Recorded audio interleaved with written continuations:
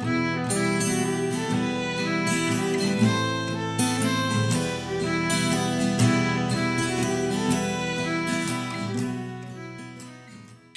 this is James Tanner with another Exploring Genealogy series episode. This is number 6, and I'm going to be demonstrating some researching on the FamilySearch family tree. Of course, the first thing that we need to decide when we look at the family tree is where we're going to start doing some research. I have been working on my lines for many years, obviously, and I have some specific areas that I'm interested in. One of my family lines goes back to a person called Roxalana Ray, one of my direct line ancestors, and her parents were William Ray and Joanna Pond. Each of these individuals have a number of sources, and the entries show that they've been standardized, and it's probable that there's some more information that could be gained about these individuals. But right now I'm looking for some area of the family tree that needs work. And the work problem of that is what we're talking about is looking at information that is either non-standardized, incomplete, or obviously not supported by any sources. In this particular case, looking back on the Ray line, I see that Benjamin Zlatus Ray was married to Sarah Bragg back in 1759. We're still into an area where there's a lot of sources. Benjamin Zlatus Ray has 52 sources, and Sarah Bragg has 23 sources. So it appears to me that there's that a lot of work has been done on this in the past. Quickly checking, I could see who would be doing the work, but I'm going to do that when I move out a little bit further. And the next line out is interesting because when I look at this in the landscape view, I immediately see that the marriage date and the marriage place have not been standardized. This is a indication to me that there has been very little work done on this family during the entire time that the family tree has been in existence. If anyone has done any contributing any information or sources, that they have simply not taken it upon themselves to regularize or standardize the dates. And looking at Alexander Bragg, we see that there are 18 sources, supposedly born in Salem, Massachusetts, and his wife, Elizabeth Luther, has also non-standardized date and some 15 sources. So the first step in this process of researching names in the family tree is to look at this family and immediately look at the dates and see what needs to be standardized. And here we have a non-standard marriage date. When we click on that, we see that we have marriage, marriage, marriage, marriage, marriage, marriage, marriage, marriage.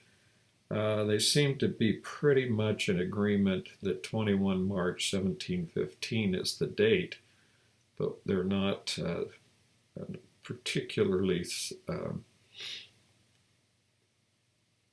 consistent with the number, with the standardization. Here is a standard one. The little mark here indicates that it has been standardized. I can zoom in a little bit on that so we can see that a little better.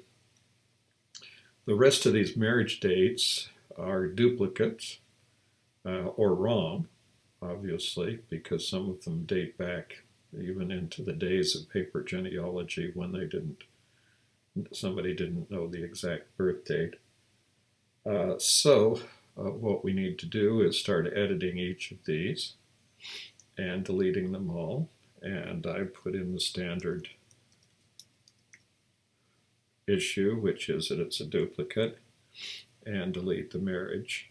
Why would we do this? This is an interesting question, because the real reason why we go through this process is that having all of these dates, whether or not they agree or don't agree, is an indication that the work has yet, it needs to be done, that there are things that need to be found with this particular family. And as we go through this process of cleaning up, we will very, very likely find more information and be able to add additional, perhaps even additional people to the family tree. And I'm going to leave these two for the moment. We'll get rid of the rest of the duplicates out here. Sometimes people are concerned that deleting this information will somehow upset the rest of the community out there.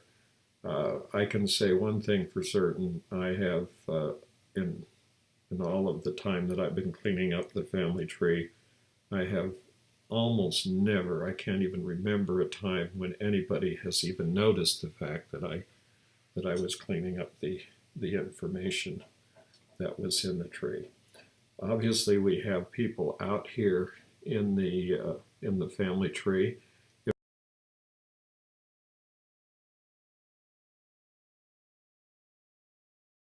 If I wanted to know, I could simply do an edit. And at the edit, it would tell me if anybody was watching this person. And so far, it looks like 17 people are watching this person. Will be notified of your change. I would suggest that you take that seriously. If you're working on a family and find that there are people watching that family, that means that they're concerned about the changes.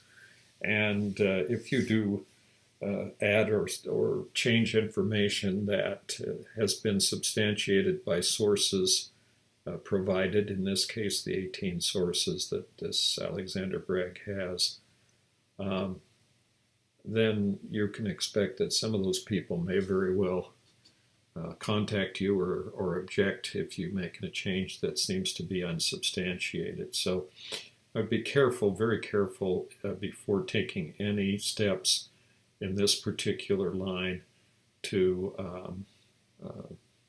make any changes that weren't in this nature, for example, of standardizing. This one in March needs to be edited, and the simple way to do that is to click right behind the date, touch the space bar, and choose the standardized date, which will then standardize that date. This one then becomes the standardized dates, and this one once again becomes a duplicate. So we can delete that one and put in paste in our reason. We've now cleaned up the date, standardized this date and the place, and that will help in the future to get information if there are any record hints out there for this individual.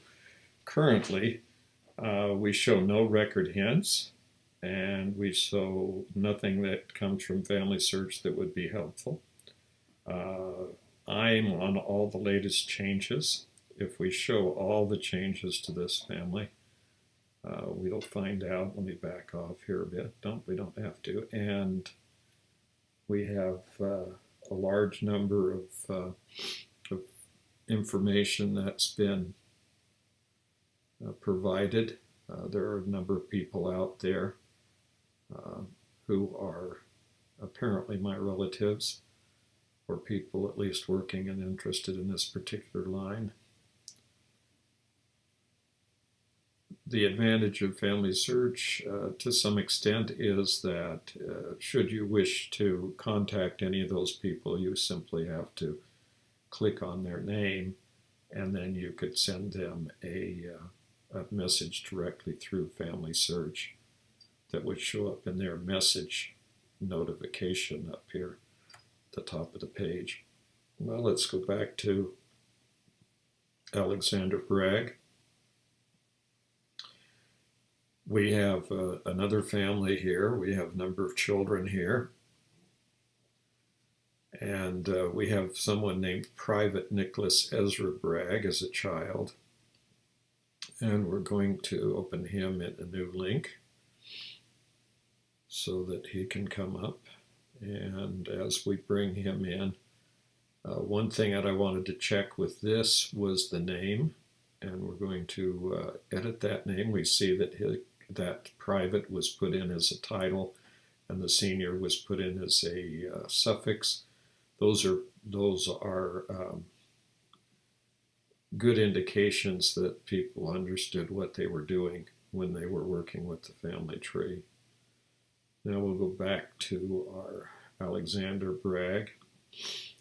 Another thing to check is these people were married in Swansea, Bristol, Massachusetts, and we can check quickly down the list to see if there's anything. Here's a person named Martha Bragg, about 1720, from Massachusetts with 19 sources, death in 1802, and no particular birth date. This may or may not be the case depending on whether or not there's multiple birth dates in the record. But we begin to see that there's some information here that might be developed. There's a number of these children listed that are born in different places, and they may or may not all be the children of this family unless this family is mobile and was moving from Swansea to Attleboro to Norfolk to Swansea back, and then back to Attleboro, and then over to so forth and so forth. The next thing I would check immediately would be to find out where these different places are and how far apart they are to determine if they're all really the same place or if they are somewhat separated. I noticed that some of these children listed here have non-standard dates and sources, very few sources or no sources. Some have many sources. I would suggest that probably there are some of these children in this list that are not the children of Alexander Bragg and Elizabeth Luther, or that they are they need some more research. This would probably be one place to begin the research on the family tree. So by examining the entries as they are, looking at the sources, looking at the standardization, you would be able to make a determination rather quickly as to whether or not the information there is correct. Of course, here we have a duplicate, Lydia Bragg and Lydia Bragg. So this family has some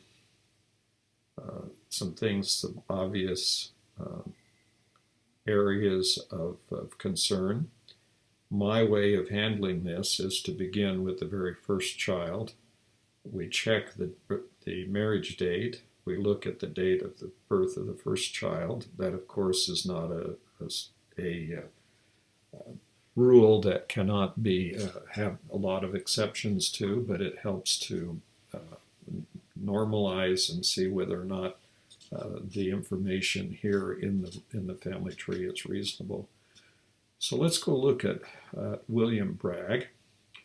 When I do this, what happens is that I get William Bragg on his person page here, his detail page, And I also get Alexander Bragg, the parents, and all of the children listed. So I can work here through the individual children by working back and forth with William Bragg. If I were to look for Mary Bennett, for example, then I would open Mary Bennett in another tab on in my program, and then I would look at that.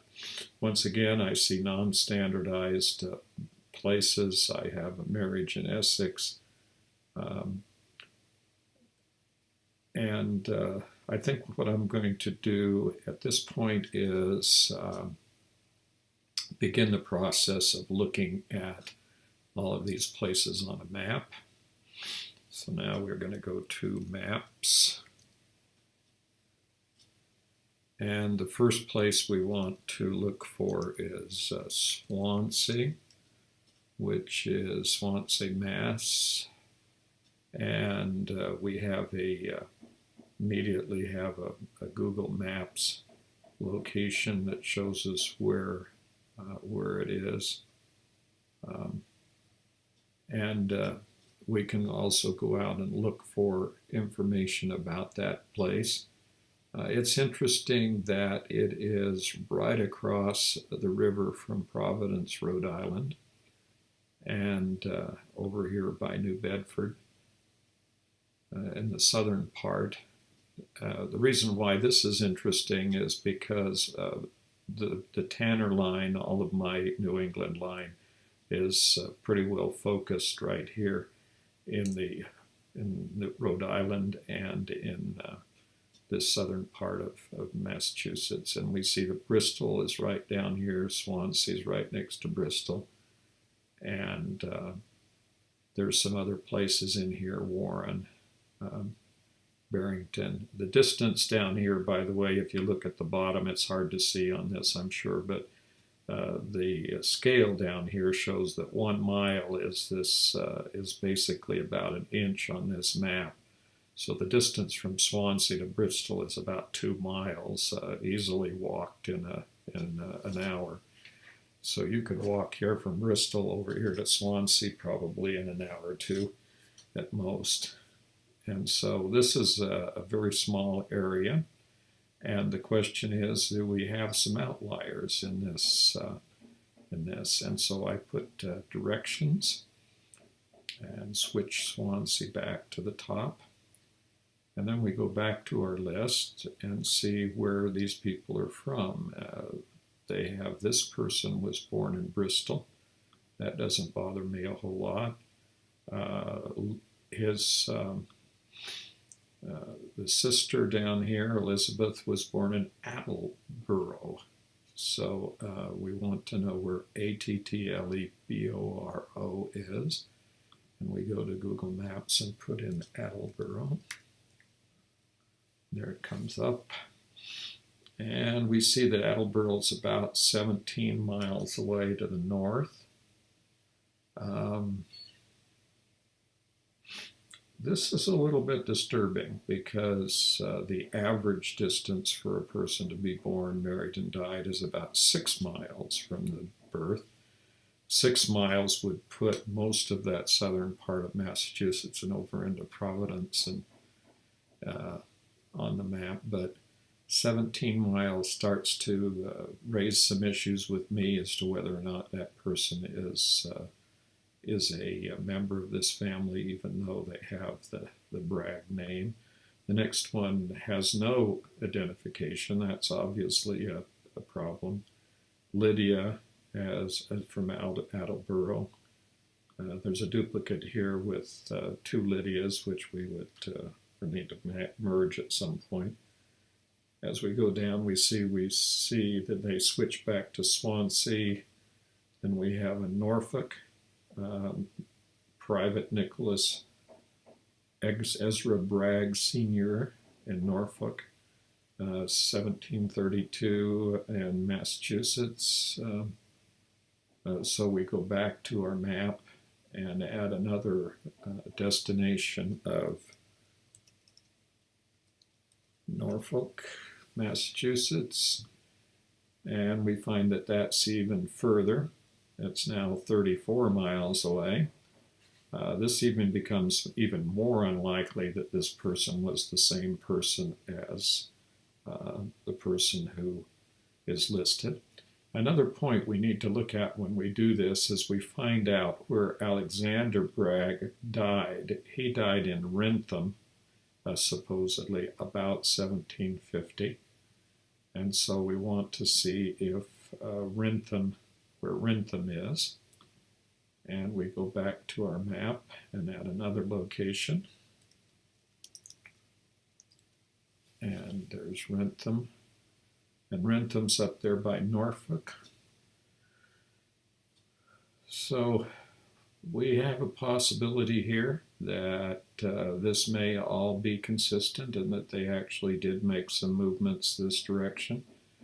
But why they would be coming back down to Attleboro and Swansea and then back and forth between Attleboro and Swansea is a question.